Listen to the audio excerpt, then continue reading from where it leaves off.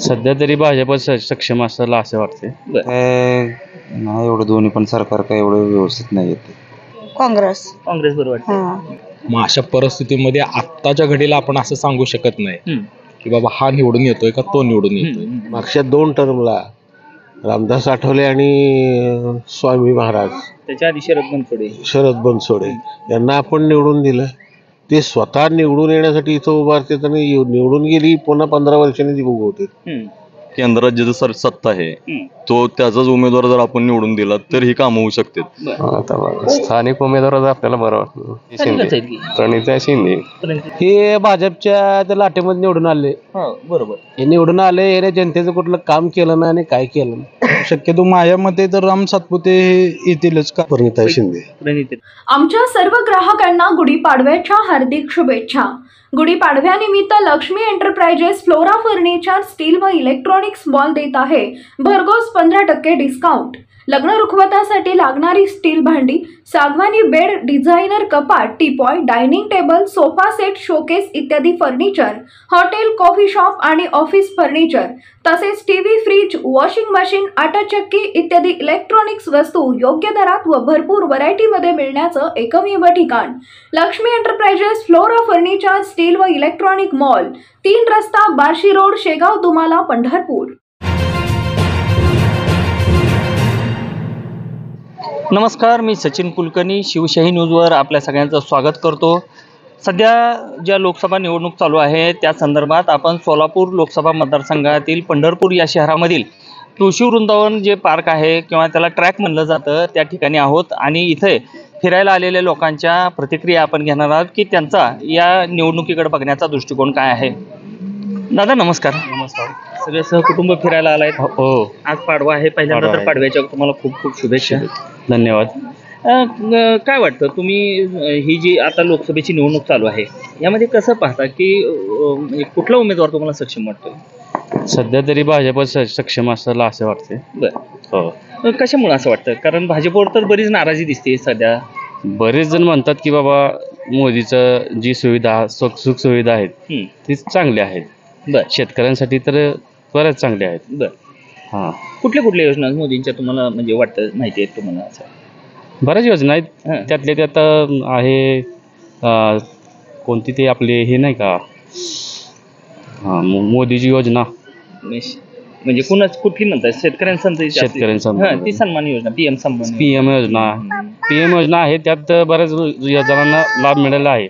पण लोक तर असं म्हणतात की मोदींनी महागाई वाढवली, 400चा सिलेंडर 1100वर न्याला, पेट्रोलची किंमत 100च्या पुढे गेली आहे. मग बरेच जणांचं नाराजी पण आहे. पण त्यातल्या त्यात ही डिजिटल सेवा चालू झाल्यामुळे बऱ्याच जणांना ज्ञान मिळालेलं आहे, फायदा मिळालेला आहे. ठीक. आणखी काही लोक आहेत आपल्या सोबत, त्यांच्याशी चर्चा करूया. केंद्रातलं कुठलं सरकार बरं वाटतं एवढं सांगा तुम्ही. आपल्या लोकसभा मतदारसंघाचा विषय सोडून देऊ आपण. घराचं काय नाही एवढं दोन्ही पण सरकार काय एवढं व्यवस्थित नाही येते. दोन्ही पण नाही म्हणजे काँग्रेस आहे नाही, बीजेपी. मग आता तिसरा पर्याय कुठला बरा वाटतो तुम्हाला? बघावं लागेल कोण जे चांगलं आहे ते जनतेसाठी. आम आदमी पार्टी वगैरे. आम आदमी पार्टी नको, ते दिल्लीतच बरं आहे ते. मग कुणी तर द्यावं लागेल की हो, कुठलं तरी एक सरकार निवडावं लागेल आपल्याला. ठीक आहे. सगळं आहे. सगळं म्हणजे काय कानातला आहे, बेल्ट आहे, पर्स आहे, गळ्यातला. काय नाव म्हणायचं तुमचं? माझं नाव जयश्री श्रीकांत शिंदे. इथंच आहे का? इथलंच. होय. चालतंय का इथं? म्हणजे बरं नाही एवढं चालत, कधी चालते कधी नाही. बरं. काय वाटतं तुम्हाला ही म्हणजे तुम्ही इथं बरेच लोक येतात, निवडणूक लागली माहिती आहे का तुम्हाला? नाही. खासदारकीची निवडणूक नाही लागली की माहित नाही? माहितच नाही म्हणजे विषय संपला. बर. निवडणूक लागलीच माहित नाही तुम्हाला? नाही की आम्हाला काय माहित असतं, आम्ही कामाला जाता, सकाळी संध्याकाळी येता, इथं येऊन बसता. बरं, निवडणूक लागली आहे, भाजप आणि काँग्रेसचं निवडणूक आहे. बर. तुम्हाला कोण बरं वाटतं? भाजप बरं वाटतंय का काँग्रेस बरं वाटतंय? काँग्रेस बरं वाटतं. बर. पुन्हा आता काँग्रेस यायला पाहिजे असं वाटतं तुम्हाला? याव की. सर नाव काय म्हणलं तुमचं? मी ॲडव्होकेट पराग जहागीरदार. काय वाटतं तुम्हाला आता जी निवडणूक लागलेली आहे या संदर्भात काय विचार आहे तुमचे किंवा कसं दृष्टिकोनातून बघता या निवडणुकीकडे? कुठल्या विचार- मुद्द्यावर निवडणूक व्हायला पाहिजे असं वाटतं तुम्हाला? आता ही लोकसभेची निवडणूक आहे. या निवडणुकीमध्ये शक्यतो राष्ट्रीय मुद्द्यांचा विचार प्राधान्याने व्हायला पाहिजे. त्याच्यानंतर मतदारसंघातले जे महत्त्वाचे प्रश्न आहेत जसं की पाणी, वीज, तत्सम गोष्टींचा विचार या इलेक्शनमध्ये झाला पाहिजे असं माझं व्यक्तिगत मत आहे. आता जे उमेदवार आहेत दोन्ही आपले सोलापूर लोकसभा मतदारसंघात, प्रणिताई एकीकडे आहेत, काँग्रेसचे उमेदवार आहेत, भाजपचे राम सातपुते त्यांच्या समोर आहेत. कशी लढत होईल वाटतं ही? असे दोन्ही उमेदवार तुल्यबळ आहेत. दोन्ही उमेदवार वेल एज्युकेटेड आहेत. आणि एका उमेदवाराला राजकारणाचा फार मोठा वासा आहेच. आणि दुसरा जो उमेदवार आहे तो नवखा जरी असला तरी त्या मतदारसंघातल्या बऱ्याचशा आमदारांचा पाठिंबा देखील आहे. मग अशा परिस्थितीमध्ये आत्ताच्या घडीला आपण असं सांगू शकत नाही की बाबा हा निवडून येतोय का तो निवडून येतोय. त्यामुळं आज तर किती तारीख आहे? आज 8 एप्रिल, 9 एप्रिल, म्हणजे साधारणतः अजून 27-28 दिवस आहेत इलेक्शनला. कळलं हळूहळू. आत्ता तर असं इंटरप्रिटेशन करणं थोडंसं अवघड आहे असं मला वाटतं. अगदी बरोबर. भाकीत करून ह्याच्यावर आपल्याला चालणारच नाही. पण बरोबर. तुमचं वैयक्तिक मत काय आहे की बाबा कुठला म्हणजे उमेदवार हा सक्षम वाटतो? म्हणजे निवडून कोण येणार हा नंतरचा भाग आहे. तुमच्या दृष्टीने सक्षम उमेदवार कोण आहे जो आपल्या मतदारसंघासाठी आणि देशासाठी पण चांगलं काम करेल असं वाटतं? आता आम्ही सोलापूरला जायचो कामं चालवायला. त्यावेळेस मंगळवेढा मार्गे जाण्याचा कधी आमचा प्रश्न झाला नाही. कारण तो रस्ता होता का नव्हता असा एक मोठा संशोधनाचा विषय होता. आणि सोलापूर मार्गे गेलं तर तुम्ही बघितलं किती लोकांचा जीव आजपर्यंत त्या रोडवर गेला. किंवा शेटपळचा जो चौक आहे, दर 15 दिवसात पेपरला बातम्या असायची की धडकून 2 मेले, 4 मेले, 5 मेले. मग ही जी काही बेसिक इन्फ्रास्ट्रक्चर ज्याला म्हणतो आपण ते या 10 वर्षातच जास्त डेव्हलप झाल्या असं आमचं व्यक्तिगत मत आहे. आणि बऱ्याच गोष्टी अशा स्मार्ट सिटी असेल, अजून आता परवा टेंबूच्या पाण्याच्या संदर्भामध्ये काही हालचाल झालेली आम्ही बघितली युट्यूबला वगैरे. तर कुठंतरी काहीतरी होतंय असं दिसतंय. जय सिद्धेश्वर स्वामी काही फारसे कुठं आले नाहीत. त्यांनी त्यांचा काही फारसा असा सक्रिय विषय दिसला नाही. परंतु केंद्रीय पातळीवर ज्या पद्धतीने कामं झालेली आहेत ती कामं जरा पॉझिटिव्हनेस आणतील असं आम्हाला वाटतं. मतदानाने मतदार शेवटी ठरवणार आहे बाबा. आणि प्रत्येक जण आपल्या आपल्या विचाराने जाणार आहे. काही लोकांना अमुक एक गोष्ट पाहिजे, काही लोकांना तमुक एक गोष्ट पाहिजे. मग ते कसं आहे सगळ्याचाच ह्याच्यामध्ये एखादा माणूस निराकरण करू शकेल असं तर शक्य नाहीये. पण त्यातूनही असा जर आपण विचार केला की आताचा जो पक्ष आहे तो पक्ष नसताना जो पक्ष येईल तो काय करणार. मग ह्याचं जर समजा तुम्ही अगदी शांत डोक्याने विचार केला तर मला वाटतं त्यांनी उत्तर निगेटिव्हच आहे. ते आत्तापर्यंतचा त्यांचा सगळा अनुभव बघता. आणि आम्ही टॅक्स पेअर लोक आहेत, आम्हाला फुकट काही नको.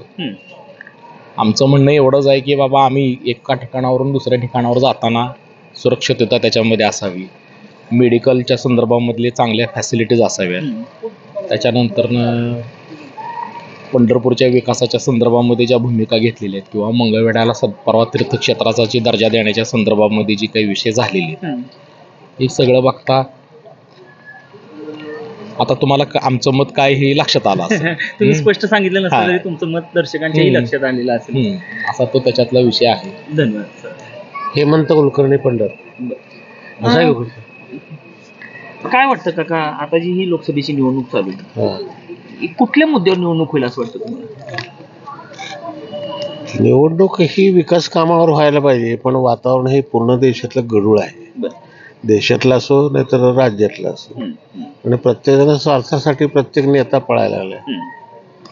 कार्यकर्त्याचा किंवा आपण ज्या समाजामध्ये राहतो, ज्या प्रभागामध्ये राहतो त्यातल्या त्यात विशेष करून आपल्या सोलापूर जिल्ह्याचा जर विचार केला तर सोलापूर शहरामध्ये मागच्या 35 वर्षात सतत संदीपान थोरातला आपण निवडून दिले. हो. एकदाही एकही काम पंढरपूर विकासाचं त्या माणसाने केलेलं नाही. आणि मागच्या 2 टर्मला रामदास आठवले आणि स्वामी महाराज, त्याच्या आधी शरद बनसोडे यांना आपण निवडून दिलं. ते स्वतः निवडून येण्यासाठी इथं उभारतात आणि निवडून गेली पुन्हा 15 वर्षांनी ती उगवते. कुठंतरी स्टेजवर व्यासपीठावर मान्यवरांच्या उपस्थित सामान्य कार्यकर्त्यांच्या मध्ये कधी मिसळले नाही, कार्यकर्ता मेळावा घेतला नाही. कोणावर काय अडचणी आहेत, अन्न वस्त्र निवारा म्हणजे अडचणी सोडवण्याचं नाही. नागरी सुविधा आहेत, भरपूर नागरी सुविधा आहेत. लोकांच्या मनोरंजनाचे विषय आहेत, रस्त्याचे विषय आहेत, पाण्याचा विषय आहे, लाईटचे विषय आहेत. किंवा पंढरपूर विशेष करून पंढरपुरामध्ये एवढी मोठी ब्रॉडगेज रेल्वे झाली, पण पंढरपूरला ठराविक 3 किंवा 4 रेल्वे येतात. का बरं बाकीच्या रेल्वे सुरू होत नाहीत? आज अयोध्या 22 जानेवारीला राम मंदिरचं हे झालं, किती गाड्या चालल्यात. मग तशा पंढरपूर हे आधुनिक काळापासूनचं एक पंढरपूर तीर्थक्षेत्र आहे. बरोबर. पंढरपूर देव मागं राहतो, शिर्डी सुधारते. हो, शिर्डी सुधारते, गजानन महाराज सुधार, पण पंढरपूर का नाही सुधारत? पंढरपूरच्या देवस्थानाला जर माणसं यायला लागली तर इथल्या लोकांना रोजगार उपलब्ध होईल, हाताला काम मिळेल, पर्यटन वाढेल. याचा विचार कुठलाही नेता निवडून गेलेला आजपर्यंत केलेला नाही. पण त्यातल्या त्यात ह्या 2014 पासून केंद्राकडून मिळणाऱ्या ज्या सुविधा आहेत त्या बऱ्या प्रमाणात आपल्यापर्यंत पोचतात का नाही मला माहित नाही, पण बऱ्या आहेत, समाधानकारक आहेत. त्यामुळं मोदी या व्यक्तिमत्वाला महत्त्व देऊन भाजपला मत देणं हे सगळ्यात उचित आहे असं माझं वैयक्तिक मत आहे. काय नाव तुमचं? विनायक अवधूतराव. काय वाटतं आता जी लोकसभेची निवडणूक चालू आहे त्या संदर्भात, म्हणजे मी हे म्हणत नाही की तुम्हाला कुठला पक्ष हवा आहे, कुठला उमेदवार हवा आहे. मी काय म्हणतो की निवडणुकीचे मुद्दे कुठले असायला पाहिजे? तुम्ही तरुण आहात, त्या दृष्टीने तुम्हाला काय वाटतं निवडणुकीत कोणत्या मुद्द्यावर व्हायला पाहिजे? विकासाच्या मुद्द्यावर व्हायला पाहिजे. पण तशी होती असं वाटतं का? तशी होत नाही. बरं, विकासाच्या मुद्द्यामध्ये आपले स्थानिक जे आहेत आपल्या मतदारसंघातले कुठल्या गोष्टी व्हाव्या असं तुम्हाला वाटतं? मतदारसंघात खूप काय होण्यासारखं आहे. आपल्या शहरात म्हणा, गावात म्हणा, मतदारसंघात काय करावं, काय आणखी काय करण्यासाठी संधी आहेत आपल्याकडे, हे जरा तुमच्याकडून जाणून घ्यायचं होतं. नो कॉमेंट्स या बाबतीत. ठीक. तुम्हाला काय वाटतं? पंढरपूरचा कॉरिडॉर व्हावा हेच वाटतं. पंढरपूरचा कॉरिडॉर झाल्यानंतर इथं दळणवळण भरपूर प्रमाणात वाढेल. आणि कित्येक वर्ष झालं पंढरपूरचा विकास नाही. कॉरिडॉर या दृष्टिकोनातून विकास तर होईल अशी माझी इच्छा आहे. कॉरिडॉर व्हावा. मग प्रश्न विचारतो मी तुम्हाला की आता जी निवडणूक लागली यामध्ये कुठल्या पक्षाकडे तुम्ही किंवा कुठल्या उमेदवाराकडे तुम्ही सक्षम म्हणून पाहता? मोदी सरकार. ओनली मोदी सरकार. ज्यांनी कुठला उमेदवार देईल तोच आमचा पक्ष.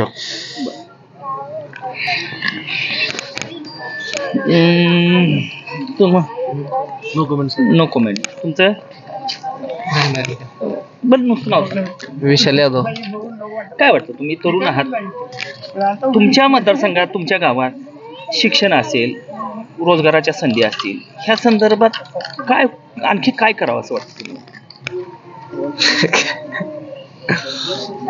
तुम्ही शिक्षण किती झालंय तुमचं? माझं ग्रॅज्युएशन झालं.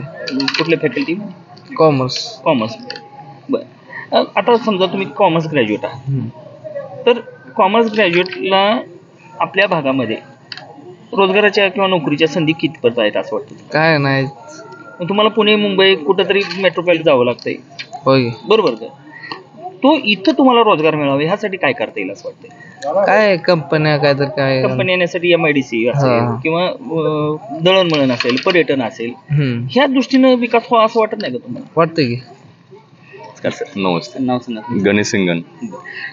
काय वाटतं ही जी निवडणूक आहे कुठल्या मुद्द्यावर व्हायला पाहिजे आणि निवडणुकीनंतर येणारे जे आपले लोकप्रतिनिधी आहेत त्यांच्याकडनं काय अपेक्षा असतील तुमच्या? ही निवडणूक विकासाच्या मुद्द्यावर व्हायला पाहिजे आणि लोकांना पहिल्यांदा हे कळायला पाहिजे की आपण खासदार निवडून देतोय का आमदार निवडून देतोय. लोकांच्या अपेक्षा काय असतात, खासदारांनी सुद्धा आपल्या घरापुढच्या गटरी काढाव्या, लाईट बदलावे, तर हे तसे रोज गावात यावं असे इलेक्शन नाही आहे.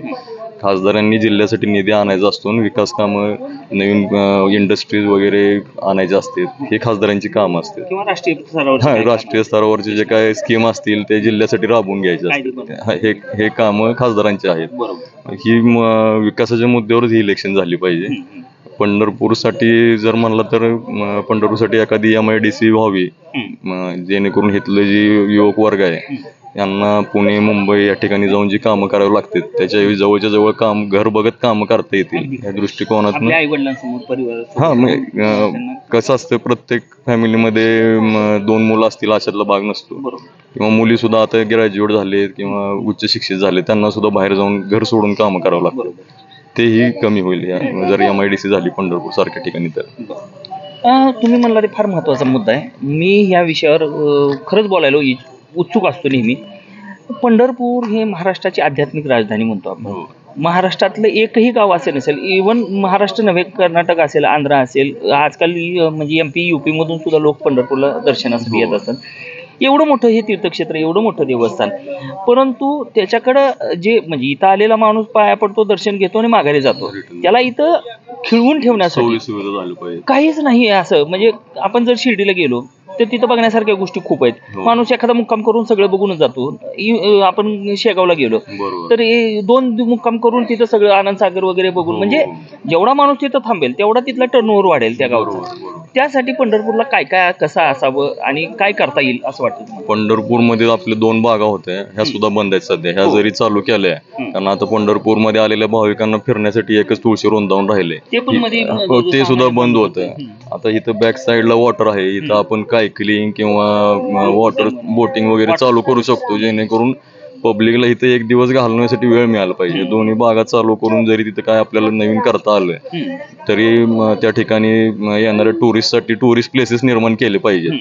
नुसतं विठ्ठलाचं दर्शन घेऊन मग पब्लिक इथं थांबत नाही, जातं सोलापूरला, अक्कलकोटला, तुळजापूरला, मग राहतं सोलापूरला पण पंढरपुरात राहत नाही. पंढरपूरला राहण्यासाठी मग इथलं टुरिस्ट प्लेसेस तयार केले पाहिजेत. आसपासचे जे काय मंदिर आहेत, पाकालपूरचं असू द्या किंवा इकडे सूर्यनारायण मंदिर आहे, हे सुद्धा तुम्ही तिथले एरिया जरी डेव्हलप केले तर दिवसभर लोक आसपास फिरून नाईटला पंढरपूरला राहू शकतात. आपलं विष्णुपद, गोपाळपूर, हो, हे सुद्धा ते सुद्धा चांगले स्पॉट आहेत. बंधारे आहेत, तिथं सुद्धा तुम्ही बोटिंगची सुविधा चालू केली. विष्णुपदाला तिथं पाणी बंधारा आहे, पाणी अडवलेलं असतं, तिथं सुद्धा बोटिंगची सुविधा केली तर हो, तिथं ते लोक जगू शकतात आणि त्या निमित्ताने 2-4 अजून दुसरे व्यवसाय चालू शकतील. हा, हो, बरोबर आहे. बरं, आता हे सगळं जे आपण बोलतो पंढरपूर आणि परिसराच्या विकासासंदर्भात बोलत असतो, तर ह्याचा एक चांगलं नेतृत्व, लोकप्रतिनिधी, एक सक्षम लोकप्रतिनिधीची गरज असते. तर येणाऱ्या लोकसभेमध्ये असा सक्षम लोकप्रतिनिधी म्हणून, उमेदवार म्हणून कुणाकडे बघता? आता जी प्रणितीताई शिंदे आणि राम सातपुते, ह्या दोघांपैकी कोणता उमेदवार सक्षम वाटतो तुम्हाला? उमेदवार सक्षम म्हणण्यापेक्षा कसं आहे, केंद्रात ज्याचं सत्ता आहे तो त्याचाच उमेदवार जर आपण निवडून दिला तर ही कामं होऊ शकतात. आपण आता केंद्रात मोदी सरकारने इथलं विरोधी उमेदवार निवडून दिला तर त्याची कामं होणार नाही. ते केंद्रात मोदीचं सरकार येणार हे कशावरून? आता आमच्या म्हणजे माझ्या बघण्यातली जेवढे हे आहेत मित्र कंपनी असू द्या किंवा इतर लोक असू द्या, सगळ्यांची मतं मोदी गव्हर्नमेंटसाठीच आहेत. आपण इतर राम सातपुतेंना निवडून दिलं पाहिजे. जर विरोधी पक्षाच दिला तर मग ती कामं होणार नाहीत, विकास परत 5 वर्षात थांबणार, परत आपण केंद्र सरकारच्या नावानंच ओरडणार. ग्रामीण भागात तर मोदींच्या विरोधात एक मोठं जनमत तयार झालं. ग्रामीण मध्ये आहे, पण उलट कसं झालंय, आता हे पंढरपूरला जे 5-6 हायवे आलेत, इथं लोकांना त्या हायवेमुळे एवढे पैसे मिळालेत. आता नवीन नागपूर गोवा हायवे सुद्धा झालाय आपल्या इथून. आय थिंक तो खर्डी तपकिरी षटपळ मधून जातोय, समृद्धी महामार्गासारखा. शक्ती महामार्ग, हा सॉरी, शक्तीपीठ काय ते, हा, तो महामार्ग झालाय. त्याच्यामुळे सुद्धा शेतकऱ्यांना भरपूर पैसे मिळालेत. मग ग्रामीण भागात सुद्धा लोकांचं असं म्हणणं आहे, आमच्या शेतातनं रस्ता जाऊ दे पण आम्हाला पैसे द्या. हा, आणि रस्ते झाल्यामुळे काय झाले, कनेक्टिव्हिटी वाढली. आता अकलूचा व्यक्ती असू द्या किंवा इकडं सांगोल्याचा व्यक्ती असू द्या, अर्ध्या तासात पंढरपूरला येऊन जाऊन आपली कामं करून किंवा पंढरपूर सिटी बघून जाऊ शकतो. म्हणजे कनेक्टिव्हिटी 5 हायवे आल्यामुळे आपली कनेक्टिव्हिटी वाढली. त्या दृष्टिकोनातून आपण इथे टुरिस्ट प्लेसेस निर्माण केले पाहिजे. म्हणजे एकंदरीत तुमचा कल कळला मला आणि आमच्या दर्शकांना पण. धन्यवाद आमच्याशी बोलल्याबद्दल. काका नमस्कार, बसू का? मला काय बोलतोय? नाही बोल, आपलं कॅज्युअल गप्पा मारू. काय शूटिंगचं बंद केलं. हा केले बंद केले. हो बंद करा होतं. बोला. काय नाव म्हणायचं? अशोक पवार, बरं. गाव कुठलं? पंढरपूर. पंढरपूर जिल्हा. बरं. काय वाटतं सर तुम्हाला ही जी निवडणूक चालू आहे ह्याच्या संदर्भात काय वाटतं तुम्हाला? कुठलं पक्ष कुठला उमेदवार बरा वाटतो? आता बघा, स्थानिक उमेदवाराचं आपल्याला बरं वाटतं. हो की कोण स्थानिक म्हणजे कोण? स्थानिक म्हणजे आता कोण आहेत आपले ते प्रणिती शिंदे. प्रणिती शिंदे. प्रणिती शिंदे. बरं. नमस्कार दादा, काय म्हणताय? निवांत बसलाय? निवांत बसला. नाव सांगता का तुमचं? सुधीर धोत्रे. काय वाटतं सर आता ही जी येणारी लोकसभेची निवडणूक आहे त्या संदर्भात कसं म्हणजे कोणत्या मुद्द्यावर निवडणूक होईल असं वाटतं तुम्हाला? निवडणूक आता पहिला तर पंढरपुरात प्रॉब्लेम आहे MIDCचा. बरं. पंढरपुरात MIDC व्हावी लय जणांची इच्छा आहे. जी आता जी मुलं जी वाळू काढतात यंग मुलं जी मटका घेतात ती MIDC काढली तर ती मुलं तिथं कामाला लागतील ना. चांगले काम करतील. हा MIDC पंढरपुरात व्हावी. ही तरुण पिढी काय लागली MIDC नसल्यामुळे तरुण पिढी पूर्ण बिघडायला लागली. वेगळ्या मार्गाला चालली. वाळू तस्करी मटका एजंट या मार्गात चालली सगळं. मग हे सगळे जे प्रश्न आहेत हे सोडवण्यासाठी आपल्याला लोकप्रतिनिधी तेवढे सक्षम असायला हवे. कुठलं पक्ष किंवा कुठला लोकप्रतिनिधी कुठला उमेदवार तुम्हाला सध्याचा चांगला वाटतो म्हणजे की हे सगळ्या प्रश्नाला जो न्याय देऊ शकेल असं? प्रणिता शिंदे जर काय असं त्यांचं काय सोलापुरात त्यांचं काम असलं आमदारकीचं तर त्यांचं कामाचा अनुभव काय आपल्याला. आता पंढरपूरचं कसं खासदार ते राम सातपुते तसे काम करायला आहेत चांगले. पण आता मागचे जे 2 खासदार होते शरद बनसोडे स्वामी बरोबर हे बिगर कामाचे खासदार होते. हे भाजपच्या त्या लाटेमध्ये निवडून आले. बरोबर. हे निवडून आले हे जनतेचं कुठलं काम केलं ना आणि काय केलं ना. अगदी खरंय. नाही मग आता मला काय म्हणायचं आहे मत तयार होताना मागचा पण अनुभव माणूस विचारात घेतो आणि पुढचा उमेदवार जो कामाचा आहे त्याचा पण विचार करतो. ह्या दोन्हीचा अनुभव किंवा विचार करताना तुम्हाला काय वाटतं की येणाऱ्या निवडणुकीमध्ये कुणाकडे मन झुकतंय तुमचं असं? सातपुते आमदार जेवढे निवडून आले खासदार निवडून आले तर त्यांनी काम करावं एवढी आमची इच्छा. निवडून आले तर म्हणजे तुम्ही मतं टाकले तर निवडून येणार आहेत. काही असू द्या किंवा सातपुते असू द्या जे मतं टाकले तर निवडून येणार आहे. ओके. शक्यतो त्यांना फटका बसला तर मागील 2 खासदारांचा बसणार आहे बघा. यांच्या जे मागच्या 2 खासदारांनी कामं केली नाहीत त्याच्यामुळे जनता बी काही जरा नाराज असणार आहे. कारण प्रणिताईंना सुद्धा 3 वेळा निवडून दिलंय ना लोकांनी. सलग 3 वेळा आमदारला एखाद्या निवडून देतो म्हणजे तो काम करत असल्याशिवाय निवडून देतो असं पण आहे ना. खासदार कोणी बी व्हावं तर पंढरपुरात MIDC व्हावी. बर. सातपुते व्हावं. म्हणजे साहेब तुम्ही तरुण आहात. हो. ही निवडणूक जी आहे खरं तर आपला देश सगळ्या तरुणांचा देश. त्यामुळं खरं तर निवडणूक कोणतीही असू द्या तरुणांच्या मताला फार किंमत आहे. हो बरोबर. काय वाटतं तुम्हाला ह्या निवडणुकीकडे तरुण म्हणून कसं बघता तुम्ही? तरुण म्हणून MIDCचा एक तर प्रॉब्लेम आहे सध्या. जॉबलेस शिकून जॉबलेस भरपूर लोक आहेत. अगदी खरं आहे. त्यामुळं जो कोण निवडून येईल तर शक्यतो माझ्या मते तर राम सातपुते हे येतीलच. कारण की त्यांचं माळशिरसमध्ये काम पण चांगल्या प्रकारे मी अनुभवलेलं म्हणजे बघितलेलं. त्यांचं पण चांगलं आहे. त्यांचं पण काम चांगलं आहे. हो त्यांचं पण काम चांगलं आहे. दोघांचं पण काम चांगलंच आहे त्याचा विषय नाही. पण जो कोण निवडून येईल त्यांनी तरुण पिढींसाठी त्यांनी काय ना काय तर जॉबसाठी किंवा काय ना काय तर करावं त्यांनी. मग निवडून येईल तो करतील आपण त्यांना जी अपेक्षा व्यक्त करतो ही काही चुकीची नाही. बरोबर. तुमच्या दृष्टीने कोण निवडून येईल असं वाटतं? माझ्या दृष्टीने राम सातपुतेच येते. का असं वाटतं तुम्हाला? कारण की त्यांचं म्हणजे ऐकतोय आणि पाहिलेलं पण आहे त्यांचं माळशिरसमध्ये वगैरे. मोदींचा जर प्रभाव आहेच त्यामुळे काय विषयच नाही. आणि अयोध्या तर व्यवस्थितच झालंय. आता मी मध्येच जाऊन आलेलो आहे. अयोध्या मंदिर वगैरे मस्त झालेलं आहे. त्यामुळे लोकांचे तिथं रोजगार वगैरे सगळे वाढलेले आहेत. त्यामुळे मग इथं राम सातपुते जर निवडून आले तर मग त्यांच्या दृष्टिकोनाने नवीन तरुण पिढीला पण रोजगार वगैरे मिळतील हे अपेक्षा आहे. प्रशांत माने. गाव पंढरपूर इथलेच आहे का? ही जी निवडणुकीच्या संदर्भात आम्ही लोकांचे अंदाज घेतोय, काय बाबा निवडणुकीकडे बघण्याचा लोकांचा दृष्टिकोन काय आहे, मुद्दे काय आहेत, कुठल्या मुद्द्यावर निवडणूक लढली चालली आणि तुमच्या अपेक्षा काय आहेत? अपेक्षा म्हणजे बेरोजगारी तर एक कमी झाली पाहिजे. बरोबर. त्यात महागाई वाढलेली आहे, महागाई तर कमी झाली पाहिजे. बरोबर. त्या मानानं इन्कम नाही लोकांना. असं कमवून किती कमवणार? हातावरची जी पोट आहेत ती किती कमवणार? बरोबर. आता नोकरदारांना लाख लाख रुपये पगार आहेत, त्यांचं काय म्हणजे बिघडतच नाही ना. बरोबर. त्याचं बघते सामान्य जनतेने काय करायचं, जे हातावरची पोट आहेत त्यांनी काय करायचं. यासाठी बेरोजगारी कमी झाली पाहिजे, नोकरीमध्ये नोकरी दिली पाहिजे जी शिकलेले आहेत त्यांना. आणि महागाई जी आहे ती तर कमीच झाली पाहिजे. या दोनच मुद्दे महत्वाचे आहेत.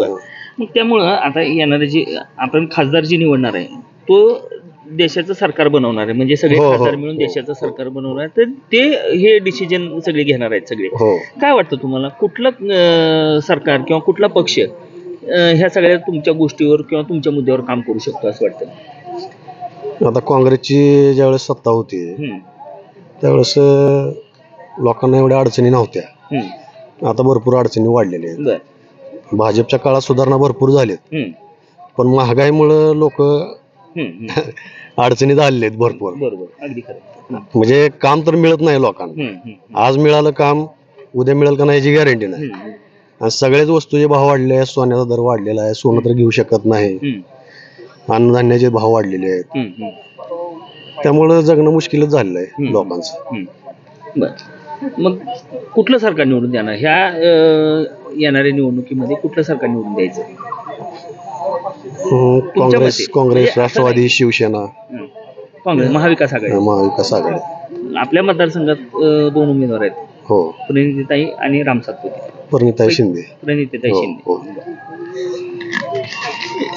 एकंदरीत पंढरपूरच्या या तुळशी वृंदावन भागामध्ये जेव्हा आपण निवडणुकीची चर्चा करत होतो त्यावेळी वेगवेगळ्या प्रतिक्रिया आलेल्या आहेत. या मतदारसंघातील निकाल काय असणार आहे हे पाहण्यासाठी आपल्याला आणखी काही काळ वाट पाहावी लागणार आहे. ही प्रातिनिधिक स्वरूपाच्या प्रतिक्रिया असल्या तरी लोकांचं प्रत्येक मत हे महत्त्वाचं असतं. या मतदारसंघातील निकाल काय असणार हे पाहण्यासाठी आपल्याला काही काळ वाट पाहावी लागणार आहे. आपणही आपल्या जे काही मत असेल, प्रतिक्रिया असतील त्या कॉमेंट बॉक्समध्ये जरूर लिहा. व्हिडिओ जर्नलिस्ट कबीरसह सचिन कुलकर्णी, शिवशाही न्यूज. ताज्या घडामोडी जाणून घेण्यासाठी शिवशाही न्यूज यूट्यूब चॅनलला सबस्क्राईब करा. आपण हा व्हिडिओ फेसबुकवर पाहत असाल तर फेसबुक पेज फॉलो करा आणि शिवशाही न्यूज.com या आपल्या वेबसाईटलाही भेट द्या.